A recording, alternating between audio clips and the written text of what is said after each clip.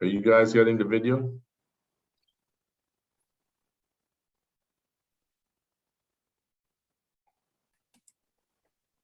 Good morning, good afternoon, and good evening, everyone. Wherever you are in the world, good morning, good afternoon, good evening. Welcome to you. Thank you so much for joining us. I am Dominic McKenzie, a communication consultant and assistant professor of broadcast journalism at Oakwood University, a historically Black university in Huntsville, Alabama. Now, before we get any further in the program today, I want to let you know that there is Portuguese and Spanish interpretation available. Please choose the language you are most comfortable with, and on the globe-looking icon at the bottom of your screen to the right. Good evening to you all. Good morning, good afternoon. I see the messages coming in the chat. Thank you so much for being here with us today. I am deeply humbled and honored to be invited to participate in this event hosted by the United Nations Population Fund as part of the series of gender-based violence disruptor conversations, organized in observance of this year's 16 Days of Activism. The theme of today's conversation, Men and Boys Take Action, Prevent Violence Against Women of African Descent.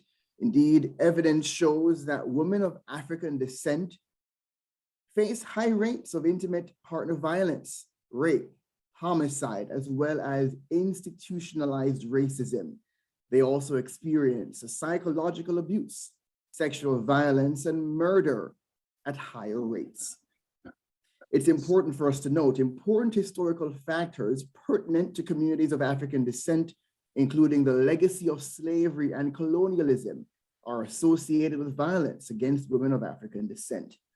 As we embark in this very important conversation today, we recognize that without the active engagement, and note I say the active engagement of men and boys in gender transformative approaches, including for the prevention of violence against women and girls, and in promoting gender equality and transforming harmful masculinities, a huge opportunity for change and transformation can be lost. Now, as a man, a professor, a journalist, as a leader in my community, I take pride in being an agent of change. I can and must play a part in transforming the future. It's all hands on deck. And so in the spirit of global collaboration and collective commitment to prevent all forms of gender-based violence, including against women of African descent, I am joined today by some great people, a panel of experts, leaders, and activists who will engage with us in this very important conversation. We also invite you to actively engage in the chat with your comments and thoughts on this matter. We will be sure to get to your messages. And without further delay, please allow me to introduce you to our esteemed panelists. After each introduction, the panelists will make a brief opening statement. To start things off, Dr. Peter Douglas Weller is a Jamaican community clinical psychologist, resident in Jamaica and in Trinidad and Tobago. He has held many positions, including the founding chairman of the Caribbean Male Action Network, CARIMAN, and in that capacity has served on the board of the international entity Men Engage Alliance, Washington, D.C. He was also an advisor to the gender specialist at CARICOM. Dr. Weller is presently involved in developing an intersectional and life cycle Caribbean model for behavioral and cultural change, which will function as a conceptual framework for the design of other Caribbean sustainable transformational social change interventions. The initial focus will be on engaging boys and men to prevent violence against women and girls across the Caribbean region. Dr. Weller, welcome. The floor is yours. Well, it's a pleasure. Thanks for that. Welcome, Dominic. And it's a pleasure to work with the team on this very important issue. As has been noted, I'm a clinical psychologist, and so I bring my psychological perspective to the work I do in health promotion, public health behavior.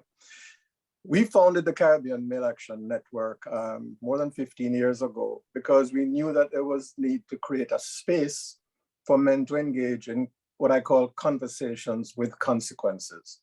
It's really important to realize that very often in our societies, men do not have spaces in which they get to open up, share their feelings and emotions, but also discuss and debate perspectives.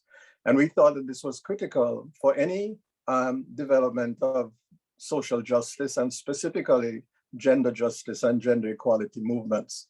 So Kaiman became a meeting space across the region.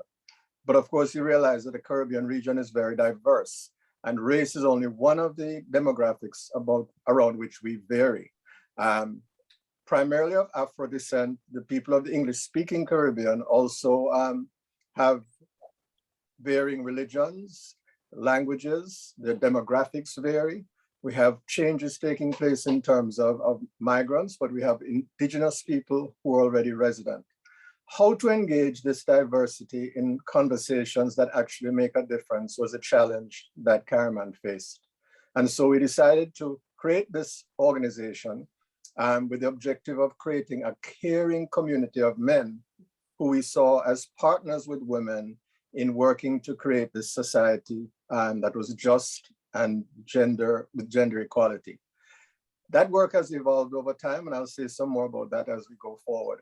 Suffice to say that engaging men is challenging because men are as diverse as any other group, and any interventions to target men must understand that diversity, must understand the mindsets, and then must create change interventions that are effective and efficient. That only happens if we coordinate and collaborate together. Thank you for that introduction. Look forward to being a part of the forum. Thank you so much, Dr. Weller, for helping us understand this important context.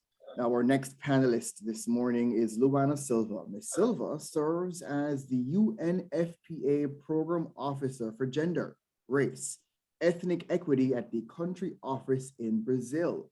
She works on the theme of gender, race, identities, and traditional communities. As a trained lawyer with a master's degree in human rights, she has worked professionally in human rights advocacy, combating racism, promoting racial and gender equality, Ms. Silva also supported the movement of Afro-descendant women in Brazil, being one of the proponents of the March of Afro-Descendant Women that took place in 2015 and brought together around 100,000 Brazilian women to defend their rights. Ms. Silva, the floor is yours. It's a pleasure to have you here today. Good morning, good afternoon, good evening to all. I'm Luana Silva, as Dominique. Thank you, Dominique. It is a big pleasure to me. I would start by thank you for inviting me to participate in this important debate. It's an honor, as you said, to be in this space and sharing ideas about actions focused in the theme of ending violence against women, observing how Black women are disproportionately impacted by GBV. First of all, to talk about this theme, I am in Brazil. I am a Black woman, as you can see, and it's important to contextualize the situation about Black women and girls in Brazil. It's really important to take this information because every 8 minutes, a girl up to 14 years old in Brazil is a victim of sexual violence. Every day, about 3 women are victims of feminicide here, and 68% of these are Black women. A Black woman has almost twice the chance of being a victim of feminicide in Brazil. So, but unfortunately, this is not isolated facts. Official data show a country where African descendants represent 54% of the Brazilian population, 77% of the murdered people in Brazil are Black. A Black person has almost 3 more chances of being murdered than a white person. So a Black person has 4 times more likely to suffer physical violence in a policy approach than a white person. So having this in light, it's essential to say that in order to address prevention and response to confront gender-based violence, it's important to think about the racial inequalities experienced by Black women in Brazil. I don't know, Dominique, if I can finish my presentation, my information, and what do you think I can finish? Go ahead for another minute. Okay, thank you so much. It's important to bring some important information. During the slavery in Brazil, Black women are responsible for paying 70% of the freedom granted to enslaved people. Many women first bought the freedom of the children and husband, then bought their own freedom. The bodies of the enslaved Black women were marked by sexual violence. For me, it's not, to be honest, it's not easy to talk about this. When I'm preparing for this presentation, I'm seeing not numbers.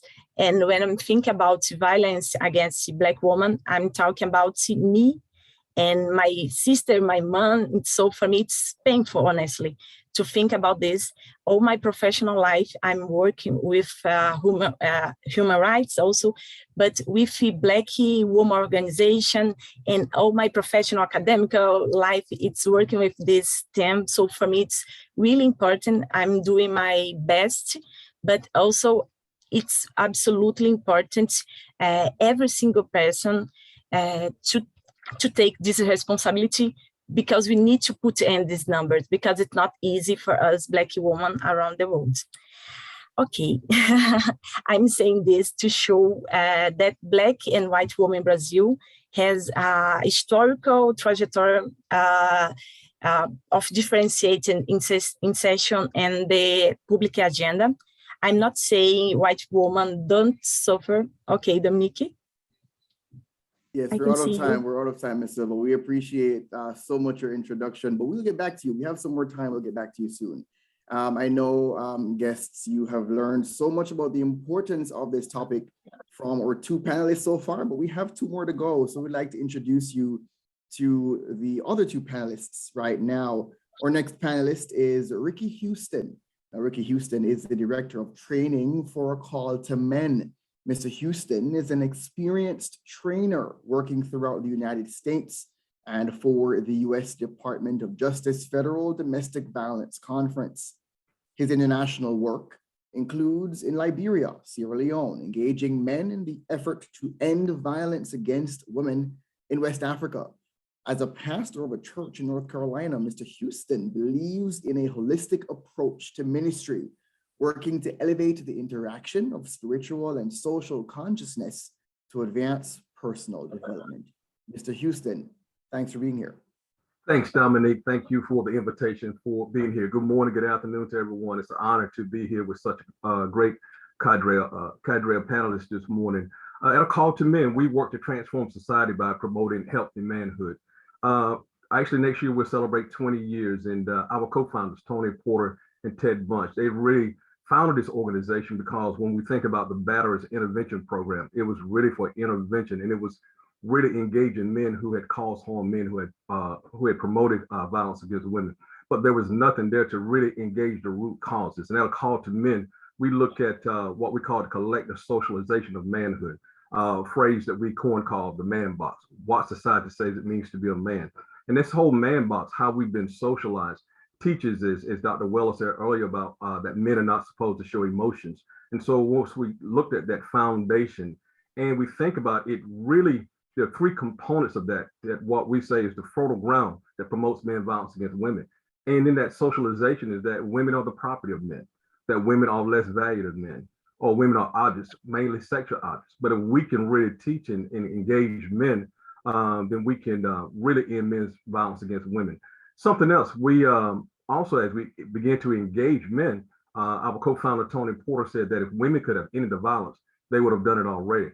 So we understood what's men's work, what's men work. So we understood that there's, that in order to end the violence, that we've got to engage men. And when we look at this whole man box, we know that it's harming and killing women and girls, but it's also harming men. So we can get men to understand the damage that we're doing to our own community as we engage women of African descent. We have to engage men of African descent as well, and understand. And one of the big things is what's our role. Understand our role to prevent the violence, and especially as we think about men of influence, as we think about as a pastor engaging other pastors, as athletes. Who are those athletes that we can engage? Athletes of influence to engage other men, manhood is very performative. So we have to look to men, who have that influence in order to encourage them to develop that platform in order to use their voices, whether it's in school, whether it's in the workplace. So and I'll talk a little bit more about this a little bit later on, but we, at A Call to Men, we believe that there's hope and healing for men. And once we believe there's hope for men, that's how we end men's violence against women. Thank you, and I'm looking forward to being a part of this panel discussion today. There is hope for healing. There is hope for healing for men. Thank you so much, Mr. Houston, for your insights into the important work with men and boys. We look forward to hearing much more as we progress. Now, finally, I have the pleasure of introducing Nonchacha Chanza, a young South African activist with over 10 years of research working experience on the strengthening of democratic institutions and democratic governance. As an alumnus of the African School of Internet Governance, Ms. Chanza is involved in policy and advocacy initiatives around digital rights and has a particular research interest on the intersection of technology and gender-based violence, a very interesting intersection there. Curious to hear some more. She is currently pursuing a second master's degree in public law from the University of Cape Town. Her thesis focuses on the criminalization of non-consensual distribution of intimate images in South Africa, a problem that we're dealing with the world over. Ms. Chanza, a warm welcome to you all the way from the beautiful South Africa. Please, the floor is yours. Welcome. Thank you, Dominic, for that wonderful introduction.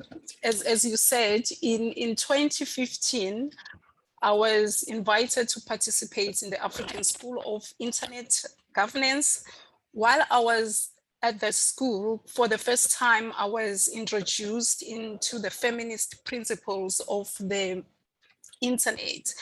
And basically, those who were teaching us on that day, they were really like asking us to think about how women experience the internet. How do women access the internet?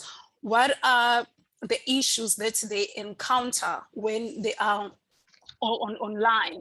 They made us ask whether is it a safe space for women? Is it an inclusive space?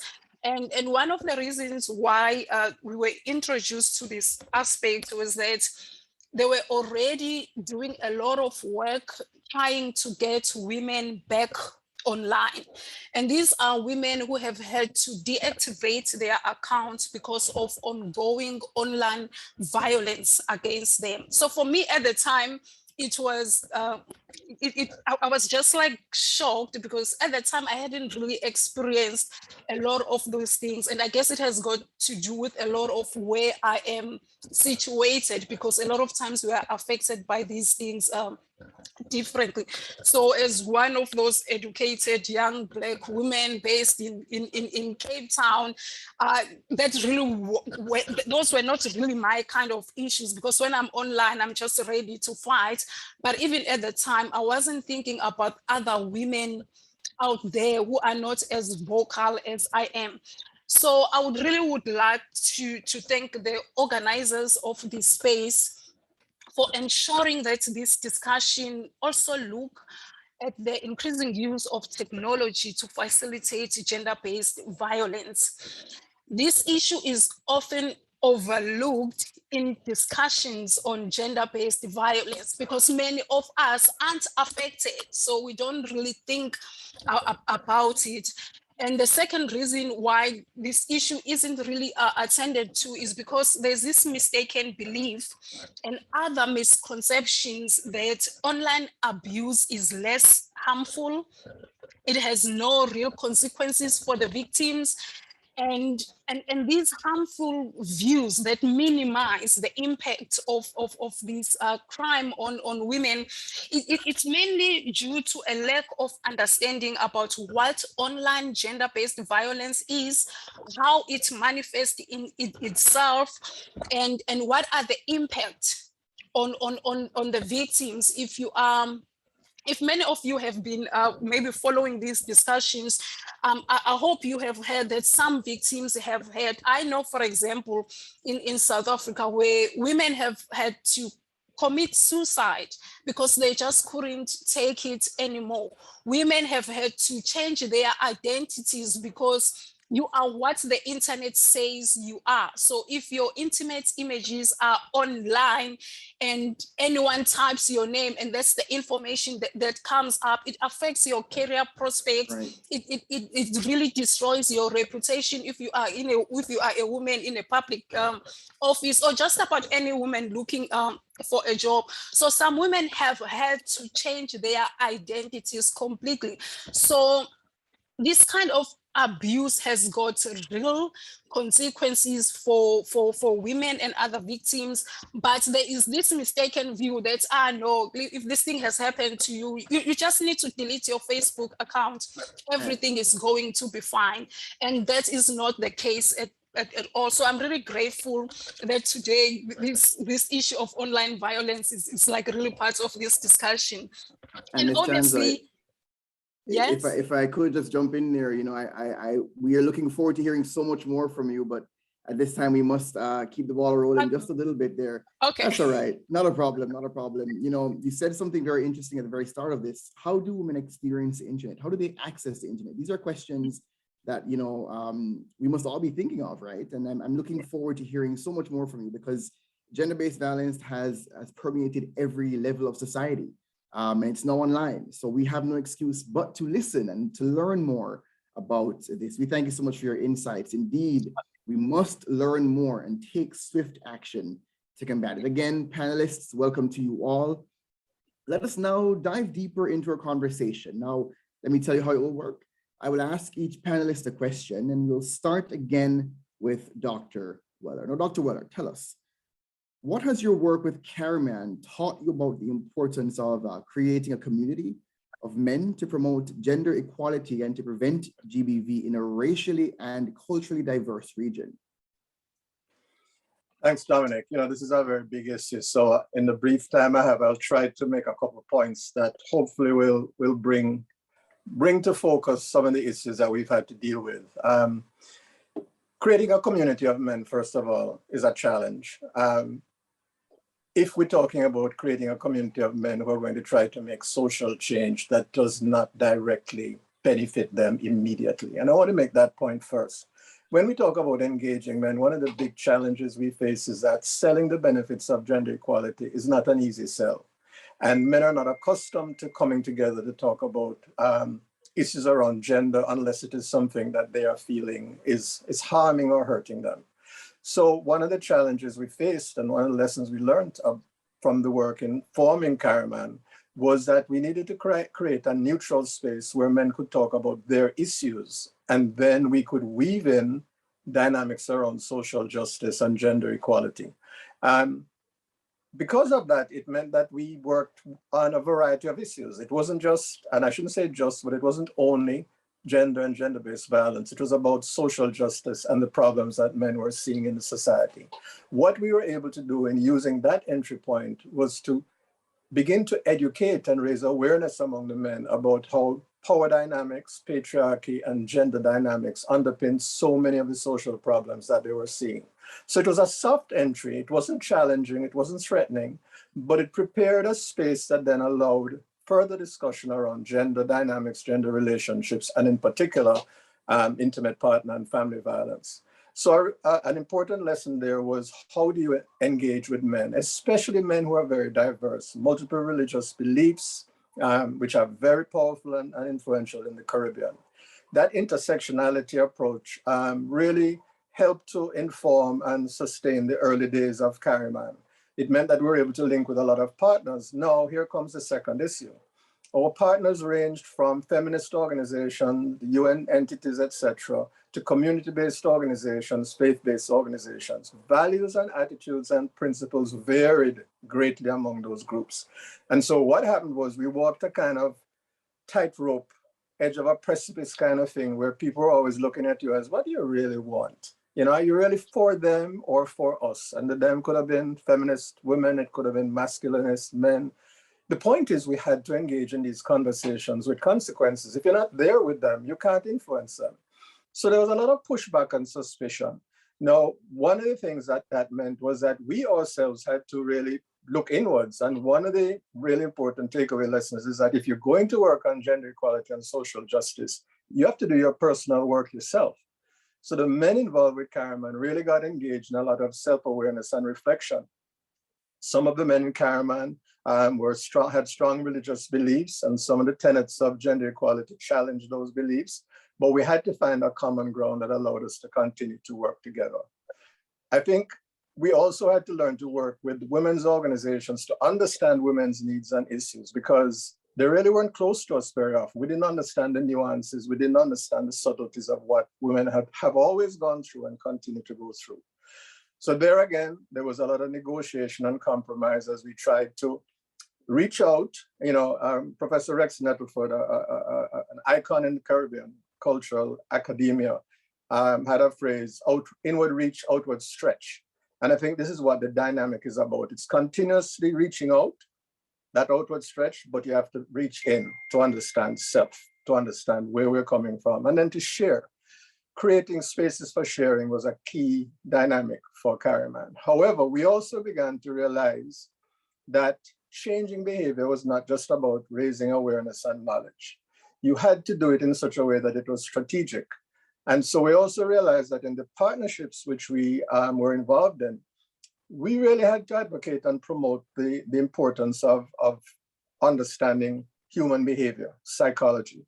And that psychology, that psychological dynamic about changing behavior meant that you didn't just throw information at people or threaten or challenge them. You really had to understand the process. And here again, it's so important that the Spotlight project that is going on in the region has supported this life course intervention, where we're developing a model to look at how to work with boys and men to engage them along the life course, not at the end where the values are so embedded and concrete that they can't change.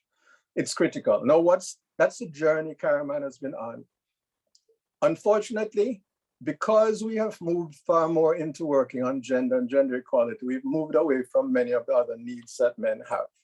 What has happened, therefore, is that other entities have developed to meet those needs. And those entities are not necessarily gender sensitive. In fact, some of them are quite the opposite. So what you have now in the Caribbean is a vibrant and diverse set of men's issues groups, ranging from pro-feminist to virtually anti-feminist.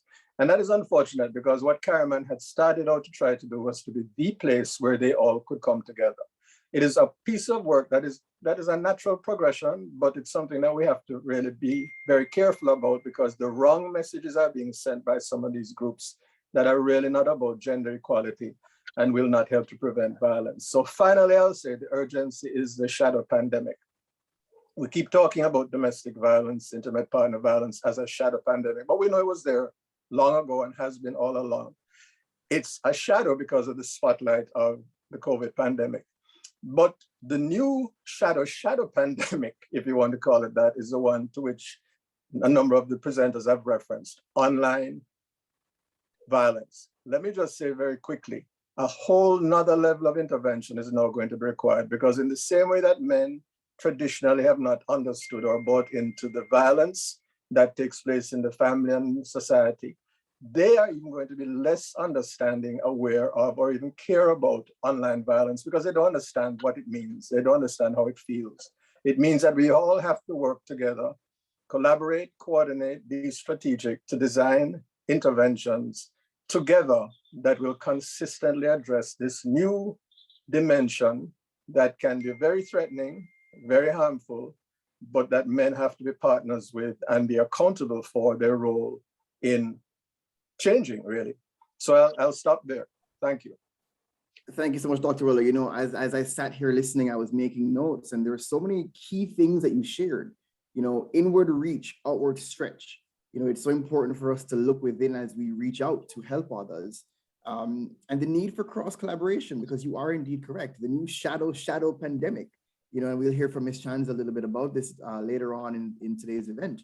Online violence and the need for a whole new level of intervention. Now, Ms. Silva, I'm curious to hear about what's happening in Brazil. Now, as we know, and you've rightly put it, Black women in Brazil are disproportionately affected by gender-based violence. The statistics you shared earlier were reminiscent of that, including domestic violence and femicide. Now, if you could, please explain the intersection of racism and violence against Black women in the Brazilian context. What interventions the UNFPA put in place to address this problem? Thank you, Dominique. Okay, I did this contextualization about Brazilian Black woman, but also it's important to talk about in the last 15 years in Brazil, there has been a set of specific legislation to prevent and punish violence against women. And the numbers show us that in recent years, in fact, there is a reduction in the violence against white women, but also show an increase violence against Black women. Based on this information, we need to think about how institutional racism can impact the caring of Black women victims of GBV. Understanding the context of the COVID and all the inequalities that disproportionately impact Black women, UNFPA Brazil did a diagnosis of all services made available to address gender-based violence. From this diagnosis, we developed a website where women can access all available channels to support victims of gender-based violence in each state of the country. This site has a low consumption of internet data. It's self-explanatory, allowing women with low access to internet or with low education to find the available search and contacts. Think about the topic of virtual violence in the context of COVID. We launched a set of educational videos that show what virtual violence is and how to report it. Based in this and on the available information, we can see how I talked about the racial inequalities, but in Brazil, it's a big country.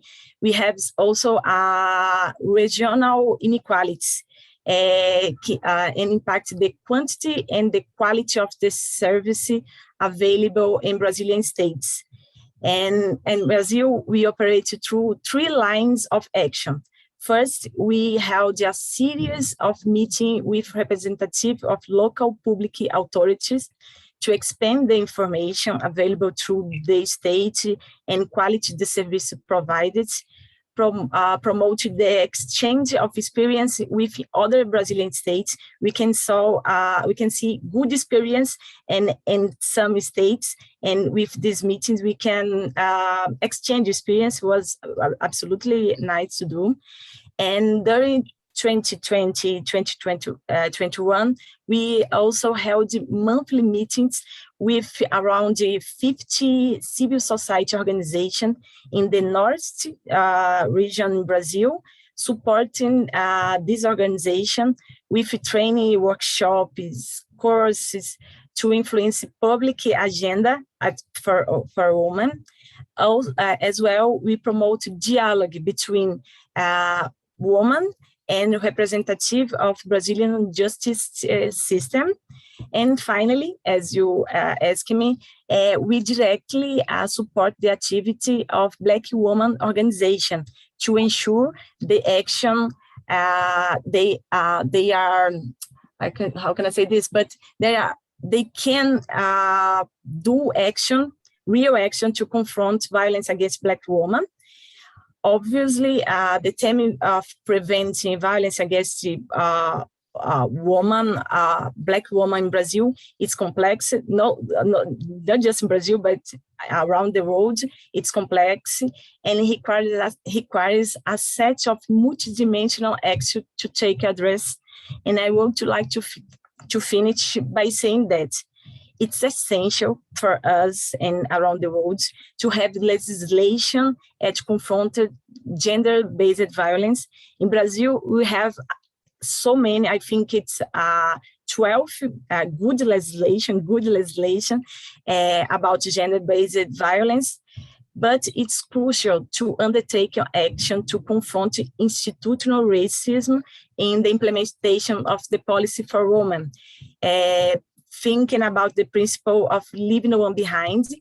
And also, I think it's important to finish my presentation to the importance to listen Black women. We saw, I talk about the slavery in Brazil, how much strong and strong Black woman could be. So it's for to implementation, any action, any activity, we need to listen because the Black woman has so much to teach us. So I think it's Black women are a good example of a human rights defender. Thank you, Dominique. Thank you so much, Ms. Silva. I mean, listen to Black women, so much to teach us, so many lessons to share. I believe that, and I stand by that 100%. Thank you so much for sharing that. Now, Mr. Houston, we'll come to you. The vision statement of your organization, A Call to Men, talks about creating a world where all men and boys are loving and respectful. In your experience as a director of training, what do you think has worked to make this vision a reality, particularly in Afro-descendant communities? Dominic, I would have to say it's ongoing. It's an ongoing process. And just really listening to Ms. Silva there, just like to pick up on what she just said, is that anytime we engage in the community, you have to listen to the voices of the women of that community. What are the women saying in that community? And, you know, based here in the United States, one of the things I have to think about is that when we look at, especially we look at communities of Afro descent, women and what they're saying, white feminists, they've always believed that law enforcement was not doing enough. But when you talk to Black feminists, their fears are that law enforcement may do too much. She's trying to navigate her safety from the abuser while also trying to navigate his safety from law enforcement. So we have to think about that intersectional approach that Dr. Weller was talking about. Also, Ms. Silva was talking about. So we have to look at it, through intersectional lenses as well. Because race is a major portion of it. So we have to think about race and gender as well. So that's why it's so important to engage men of Afro descent. And really, one of the things at A Call to Men, we like to say, we like to meet men where they are. Ted Bunch, our other co-founder, said, we don't indict men, but we invite men. And so inviting men to think about that man box, how we've been socialized as men. And because that's really where the violence begins, because what we're doing what's been passed down from generation to generation. So we engage men to think critically about the messages that we send. Think about what it means to be a man. Not only what we see every day, but what is the message that we're seeing, through media as well, through music as well. So we have to engage those harmful messages, but also get men to think critically in order to engage other men. How do we engage other men as well in order to really disrupt those harmful messages? Another thing that we've realized, in doing this work, as we talk about the man box, and as I said earlier, the man box and having conversations, creating those safe spaces for men to talk. And what we found out from other men, it's hurting us men as well as we try to navigate what other men think of us. And oftentimes when we tell little boys to man up, big boys don't cry, what are the messages that we're sending? So we realize that that men are really ready for these conversations because they realize that I can't be my true authentic self as well. And so it's hurting men. Not only that, but emotionally, it's hurting men because we can't ask for help. And we think about men commit suicide 3.5 times greater than women do. So it's hurting men. And so as Dr. Wells said earlier, we have to engage men also in a way how this is also hurting us. Another thing that I've seen too is I've engaged men and work with men. One of the things is, what is the world that you want to create for your daughter or the women who are important in your life? And, and getting them to imagine that space. And once I can get them to imagine that space, is that, Dominic, you want that same world for the women and girls in your life as I want in my life as well. So it's our role, our responsibility to create that space. But we have to, it's a lifespan. So we have to engage boys at a very early age. Ted Bunch, we just released a book earlier in the year, the Book of Dares. It's 100 ways to teach boys to be kind, bold, and brave. And so we have to reach them at that very early age to take an interest in the experiences of women and girls. Also, we've developed a curriculum called Live Respect, really talking about respect, for being respectful to women and girls. And it's for middle and high school boys. And what we found when we first released that curriculum, that 81% of boys did not know what consent meant. 81% did not know what consent meant. So when we think about, as it impacts our communities, if we have 81% of boys did not know what consent meant, then that's hurting the women of our communities. Also, 41% believe that once they engage in sexual activity, that the other person didn't have the right to change their mind. That's hurting the women in our community. That's why it's so important that we have these conversations, that we engage men. And so we find ourselves engaging men, in faith community. As a pastor, that's a conversation for so many years that we were not having in faith community. That's why it's so important that we begin to have these, because think about that community of faith is supposed to be that place of respite. That's supposed to be that place of peace for our women, the women of our community. But so often is when the benediction comes, that's the worst part of the service, because they're having to go back home to these communities where violence exists. So I really look at, my role also as a faith community, that we should be a beacon of light, and we should be promoting a place of security. Not on that, but how we should treat women of our community as well. We do this by working with athletes, as I said earlier, about what's your influence, what's your platform, because we believe that once we can share these messages, once we can, as we say, once we can grab men's heart and get them to imagine that world. And as Dr. Weller said earlier, is that we know that, that men are different. We know we're men of African descent, but how we engage men are totally different. How do we engage the business community?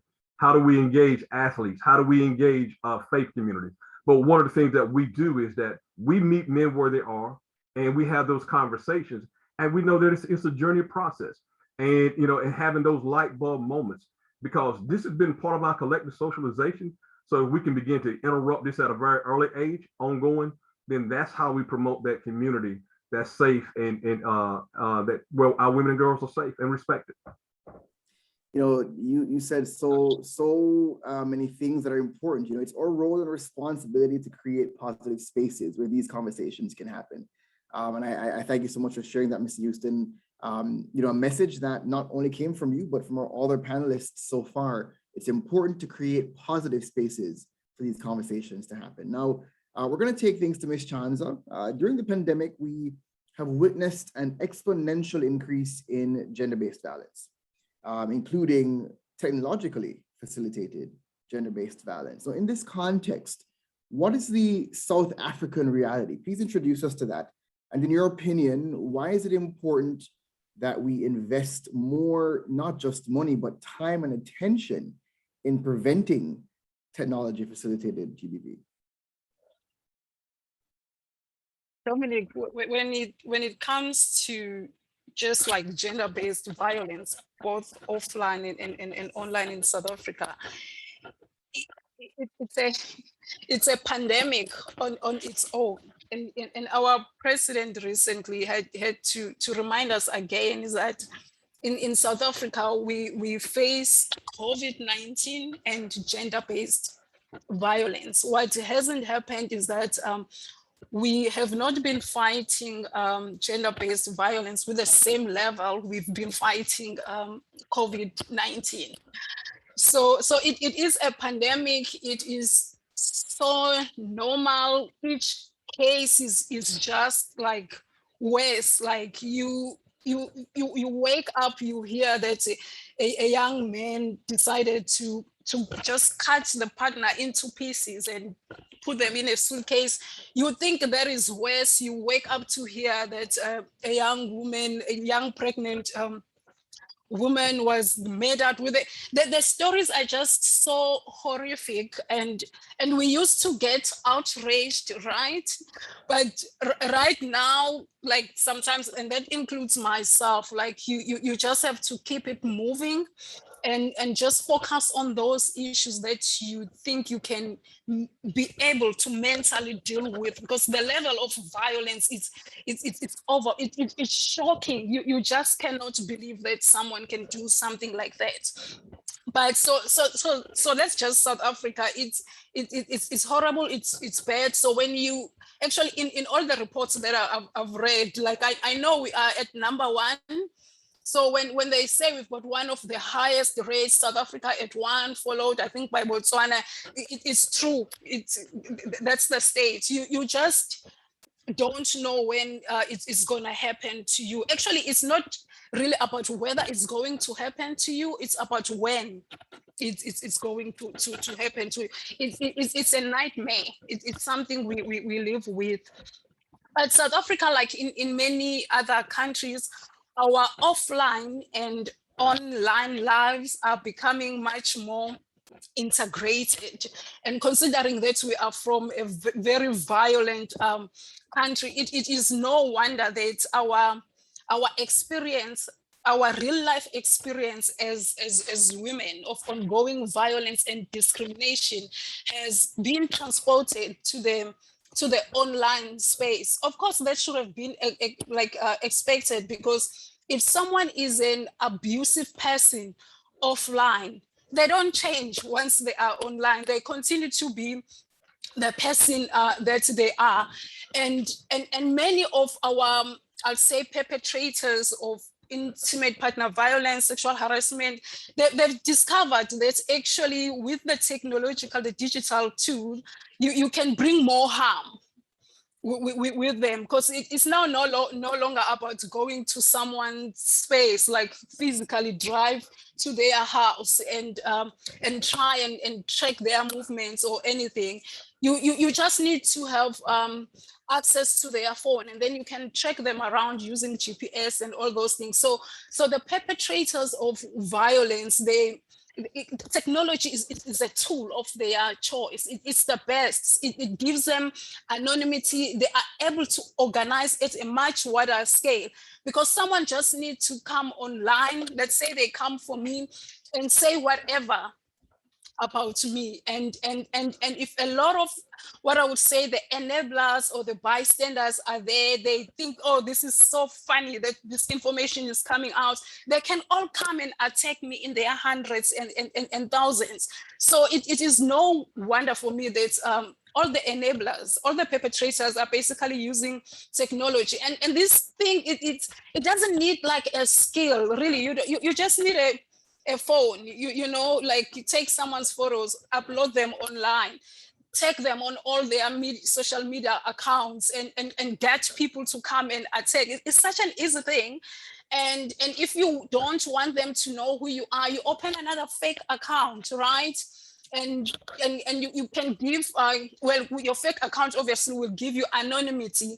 And if as a person you try to get that information from, let's say, Twitter and social media and what on Facebook, that is another battle on its own. For example, I know a young woman who was being sent death rate, like those rape threats online. And when a lawyer friend was trying to get that information from Facebook, it became a struggle. This was a legal firm that has been doing so much more on the issue of non-consensual distribution of intimate.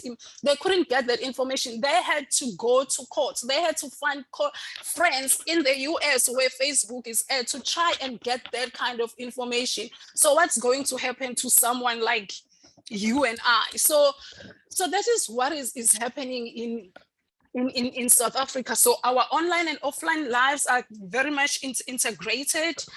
Technology is obviously a tool of choice because it has got a lot of advantages. And what basically says is that what women are experiencing online, it's not a new thing. It's the medium, right? You do obviously have like the new forms, but the discrimination, the violence, all of those things have always been there. They're just getting amplified online. There's a wider transmission and all those things.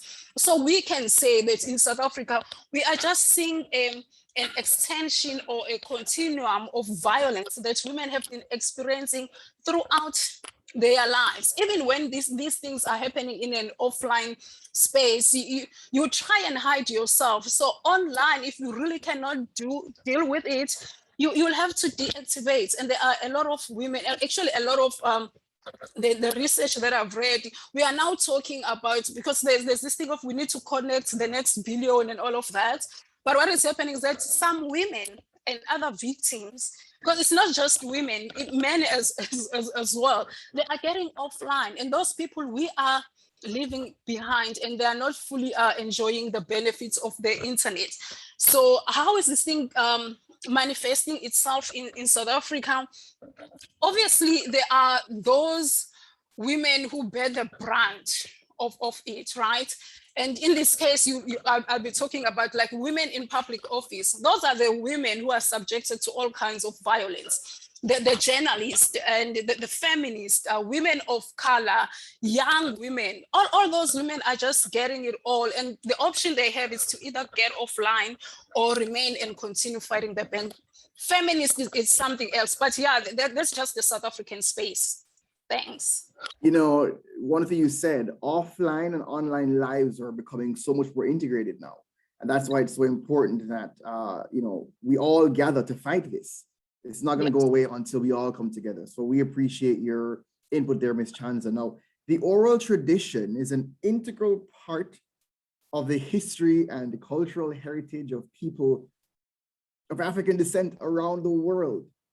It is an important tool used to inspire change, including through campaigns to end gender-based violence. So today we are privileged to have invited a young activist poet to share her amazing talent with us. Asia Monet is a surrealist blues poet, storyteller, and organizer born and raised in Brooklyn, New York.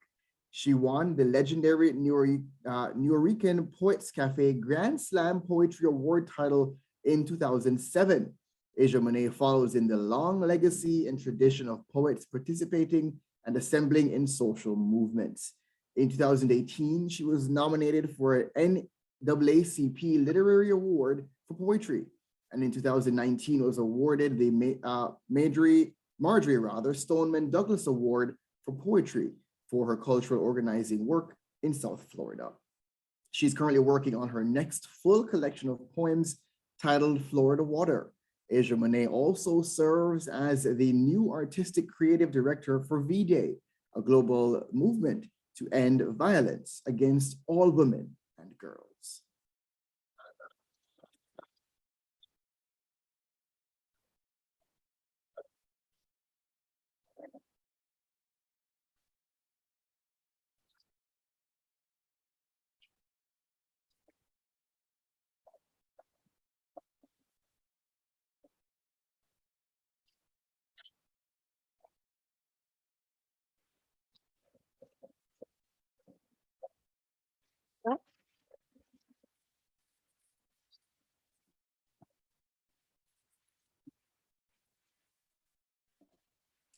All right, we seem to have one moment. We're having a little bit of technical issues here. One moment. Please bear with us as we seek to remedy the technical difficulties we're experiencing at this time, but a very important conversation is happening here. You know, I'm seeing messages in the chat room. We thank you so much for joining us today, wherever you are. I see some folks from Brazil, Botswana, Iraq, Nepal, Tunisia. We thank you so much for being a part of this very important conversation, and hope that you are being inspired how you can join the fight that all the panelists and so many of their colleagues have been engaging in since the beginning of time. I see a message here. Florence Mafomeme says, violence against women in Africa is kind of a culture and generational thing. You know, in cases where they attempt to speak up, they may be seen as disrespectful to men. I know this discussion is about men and boys taking action. She's also wondering how we can get women in this part of the world to understand that this is human rights abuse, you know, and as Ms. Chanza so rightly put it, this is an everybody issue. Everyone needs to come together to fight this pandemic. You know, I think Dr. Weller said shadow. Called V-Day, which was created over 20 years ago after the Vagina Monologues play to use art and activism to help us end violence against women and girls. I am so honored to be able to be a part of this work where we are centering Black women's stories and voices and creating a new art piece that can be a part of helping us envision, imagine, and amplify, envision, imagine a new world, but amplify the voices of those most directly impacted. And as well as being a part of this work and feeling really encouraged.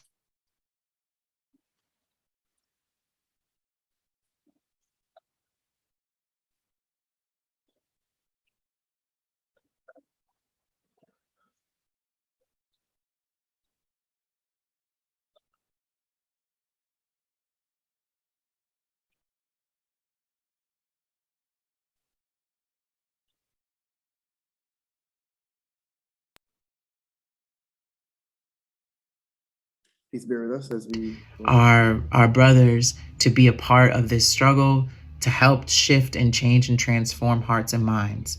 That's a big part of this work. We cannot do it alone. We cannot create advocacy in a vacuum. And we need to, I look forward to a world where we address the deep causes of our society, where we have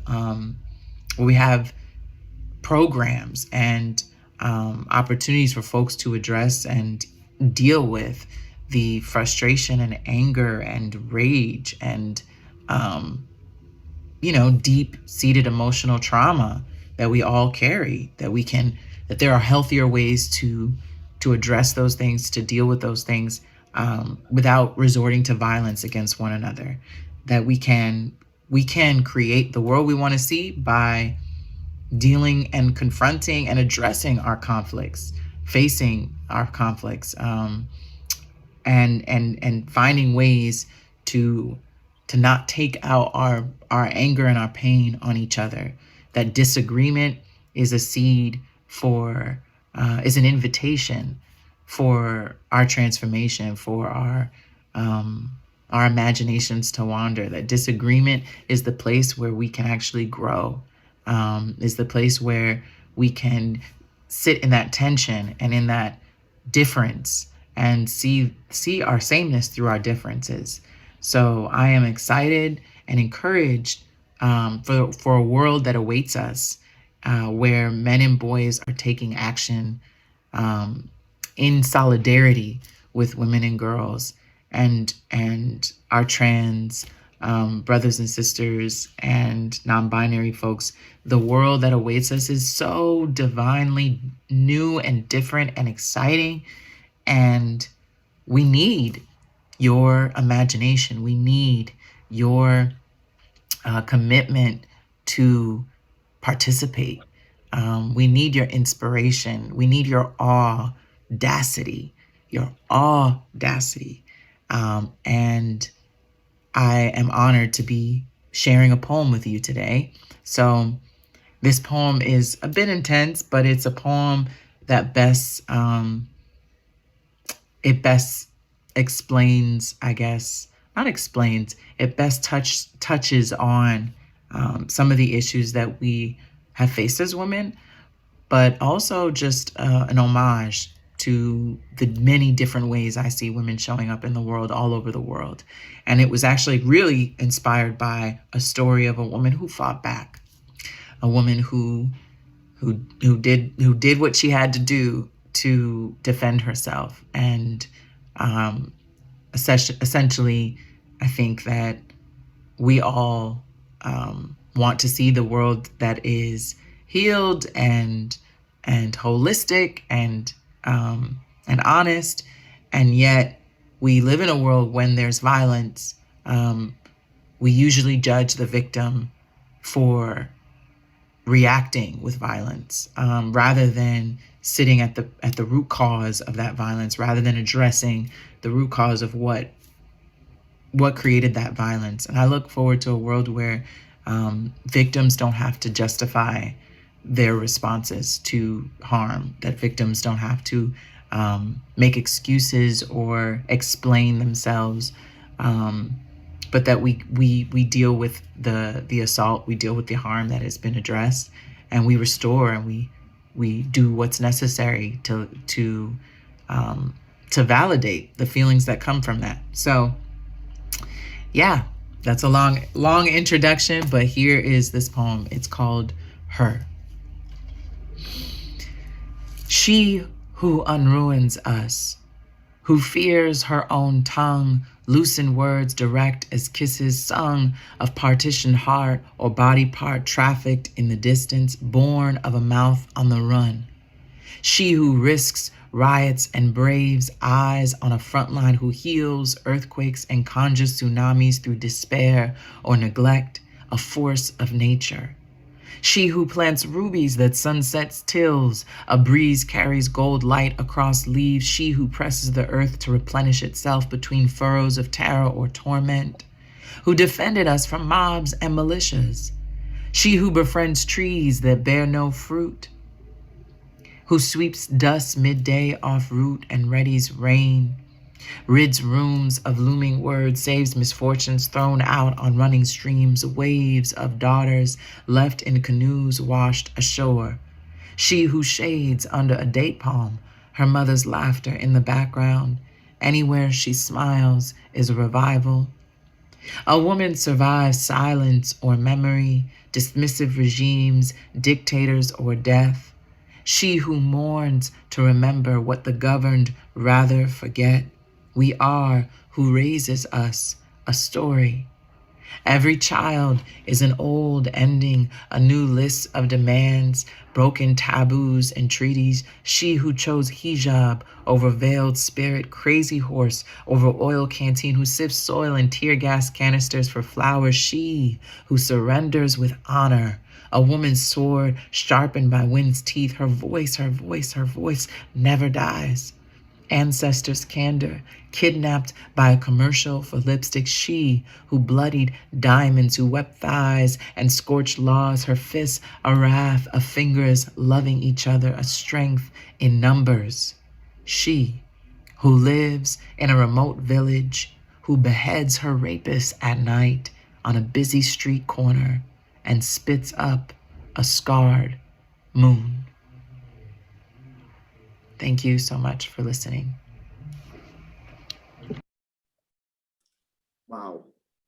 Wow. Absolutely powerful. Absolutely powerful. We thank Asia for this powerful performance, timely performance. You are a creative genius who effectively uses your platform to raise awareness about gender-based violence. Ladies and gentlemen, we are nearing the end of today's event. We ask that you just bear with us for a few more minutes as we bring this event to a close. Our panelists will share with us 60 seconds. Panelists, we ask you to keep as close to the 60-second mark as best as possible, which will be followed by closing remarks by UNFPA's Director of Policy and Strategy Division. I now invite the panelists to give their closing remarks in reverse speaking order. Therefore, Ms. Chanza, we'll start with you.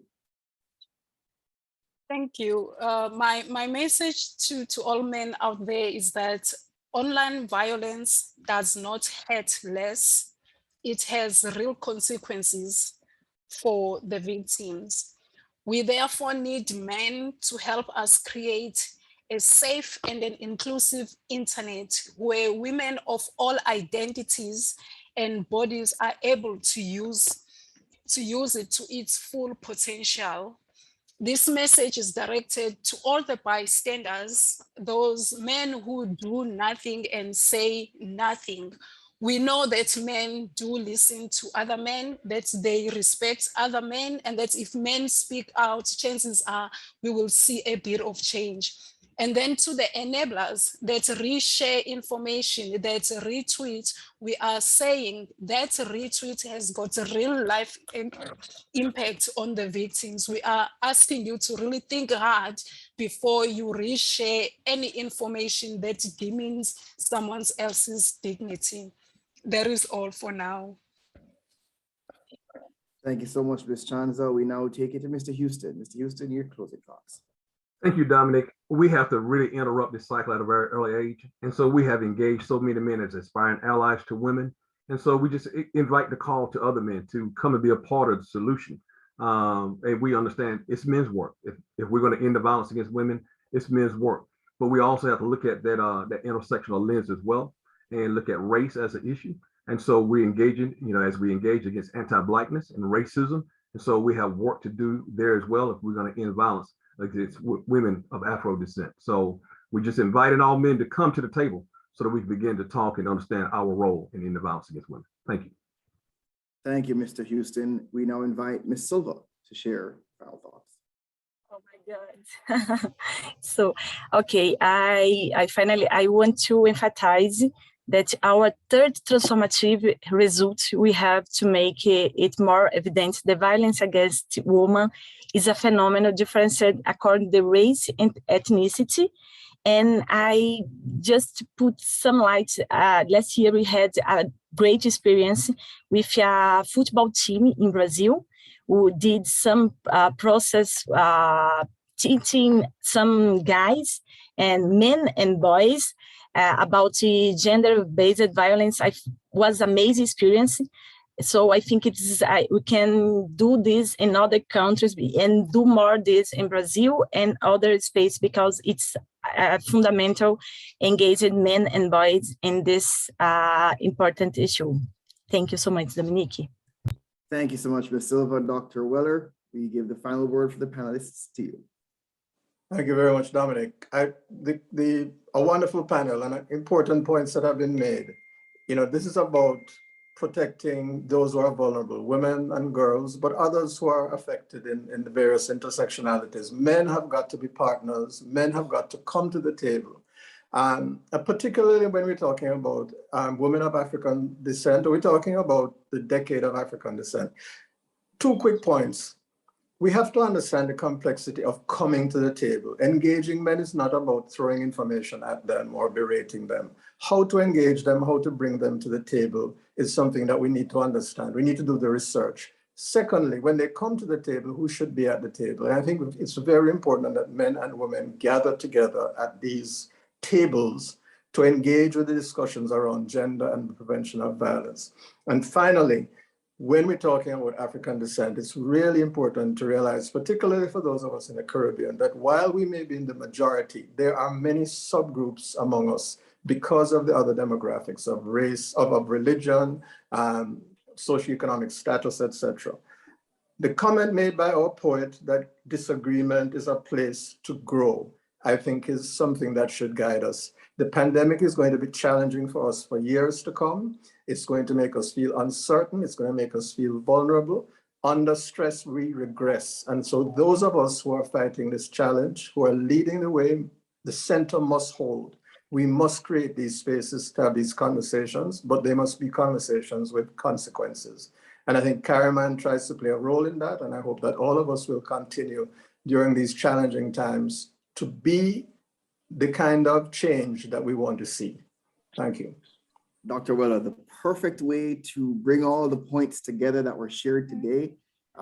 We thank you so much. And again, to our esteemed panelists, we thank you so much for your sacrifice and your work in fighting gender-based violence. I know this has been a very insightful event. I learned a lot, and dare I say, we've all learned a lot today. The work of specialized agencies and organizations such as UNFPA is critical in this fight.